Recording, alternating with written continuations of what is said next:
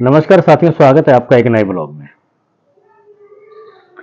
घर, मकान, भवन, सदन, हवेली, बंगला, कोठी, ग्रह, क्या ये सारे शब्द पर्यायवाची हैं? सुनने में तो यही लगता है, लेकिन नहीं।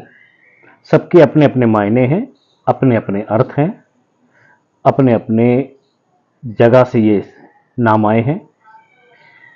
वैसे तो ये सब हमारे रहने का एक आशियाना है। आशियाना से याद आया कि आशियाना शब्द बना है, दो तीन भाषाओं का शब्द है ये। आशिया फारसी का शब्द है। फारसी में इसे रहने का स्थान, घर, घोंसला, नीड़, छत्ता, उसके लिए प्रयोग में किया जाता है। एक आशिया जिंदगी के लिए प्रयोग किया जाता है और एक आशिया अपने घर मकान जो खुला चौड़ा और निजी, इसके लिए है ना। इस तरह से आशियाना हुआ। अब बात करते हैं कोठी की। कोठी ज्यादातर बिजनेसमैन लोगों की होती थी पहले, आजकल तो बंगले होने लग गए। कोठी पहले इसलिए बिजनेसमैनों की हुआ करती थी, कोठी से ही वो अपना व्यापार भी देखते थे, घर पे मुनीम वगैरह बिठाते थे, जहां पे दुकान करते थे वहां व्यापार करते थे। तो कोठी के अंदर व्यापार होता था, उसी से कोठे शब्द आया, जिसको या फिर मुजरे के लिए, जहां तवाइफें होती थी वहां के लिए वो शब्द आया। बहरहाल हम बात कर रहे हैं अपनी कोठी की। उसके बाद नंबर आता है, आप बात करते हो हवेली की। हवेली एक फारसी का ही शब्द है, हावली। हावली करके एक शब्द है फारसी का। हावली का मतलब होता है खुली बड़ी निजी जगह, और यानी कि हवेली फिर उसका नाम मिला जो हमारे यहाँ हिंदुस्तान में हवेली है।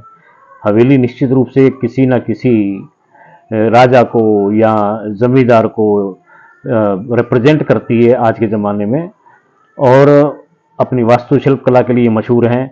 हवेली एक ऐसा स्थान जहाँ पर कि मेहमानों के लिए अलग से मेहमान खाना था, और अपने परिवार के लोगों के लिए अलग अलग कमरे, और नौकरों चाकरों के लिए कमरे, खुला गार्डन, एक बहुत बड़ा विशाल, जैसे कि आज की तारीख में कहो एक बड़े होटल, जैसे कि आजकल बन भी गए हैं हाईवे पर हवेली के नाम के होटल। अब बात आती है बंगले की। बंगला यानी कि एक ऐसी चीज जो शब्द लिया गया बंगाल से, बंगाल राज्य से नहीं। बंगाल राज्य के अंदर मछुआरे गोल टाइप की झोपड़ियां बना के रहते थे। मैं पीछे लास्ट में वीडियो डालूंगा जिसके अंदर सारे फोटो होंगे, और थोड़ी सी डिटेल आपको समझ में आएगी।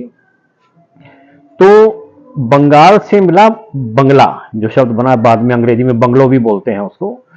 तो वहां पर गोल गोल जो झोपड़ियां होती थी, यानी कि कहने का तात्पर्य ये है, जो बेंगल नुमा, कड़ा या चूड़ी नुमा जिस मकान का आकार हो उसे बंगला कहा जाता था।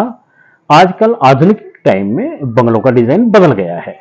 पुराने जमाने के बंगले उसी तरह के होते थे, और बंगलों जो होते थे वो मोस्टली बाहर से एक मंजिल के दिखाई देते थे, अंदर से बेशक वो दो मंजिल के हों। क्योंकि अंदर आपने देखा होगा फिल्मों के अंदर या कहीं और भी, कि अंदर जाते तो सीढ़ियां हैं ऊपर जाने के लिए, और ऊपर कमरे बने हुए हैं। इस तरह से उनको कहा जाता है बंगला।